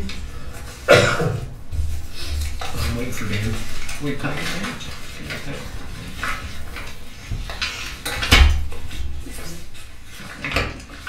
Sorry. Kick me out of time, tell me to throw it out. Alright. For the first page of superintendent feedback, we get agreements on everything, accepting no opinion on board questions were first anticipated and second responded to in a thorough, timely manner. On the board meeting evaluation, we had all agrees except for one disagreed, which was actually mine, on number 6. Agenda items were prioritized and moved from the parking lot for future meeting dates because nothing was moved from the parking lot. So that's, I'm sure things will move soon. From the parking lot. Yes. All right. Announcements, David? Yeah, just at your place, I know we've already talked about one item, and that's the school calendar schedule, and I see attached, and I will be putting out more information to you and to the public, and posting up some information where we can listen and receive feedback and hopefully host so I just wanted to note that. This is typical from past years. The School Boards Association invites school board members to join them in the regional meeting on September 17th. I know quite a few of you went to that last time. It begins at 5 with a light meal, and if you're interested in attending, just let Delina or Meg know, so we can sign you up for that. And then convocation is tomorrow. It begins in the high school at 8 o'clock in the lobby, and again, coffee and tea and connections. Again, coffee and tea. It's not a full breakfast, and we begin at 8:30. So again, if you are there, and school board members, we will have a place up front for you. So come on into the auditorium, and you'll be up front, and somewhere in the first row of seating. South Burlington Visioning Week. There's been an awful lot of information. I think it's been somewhat confusing maybe on which ones are available for folks, but there are these visioning meetings. There is one tomorrow at 7 at City Hall. That will include a recap of all outstanding feedback received in the Visioning Week, which happened in February, and unveil a new updated placemat. August 26th and 29th, they're going to host workshops as well. And again, I think it's important for us to try to really think about our participation in some of these. Again, I'm going to make sure that I'm at them or I have coverage at them. But I think as we look forward to our visioning and education future, it was probably important that we're at those. Again, as a result of our city meeting that I talked about with our administrators and myself, this is again a big part of our work. So I just want to also let you know that. And then just a general announcement. Obviously, those of you who are around, you can see the campus that we're busy. A lot of co-curricular activities are in full swing, and things are, readying for school. So again, that's all I have. Good. Any other comments, John?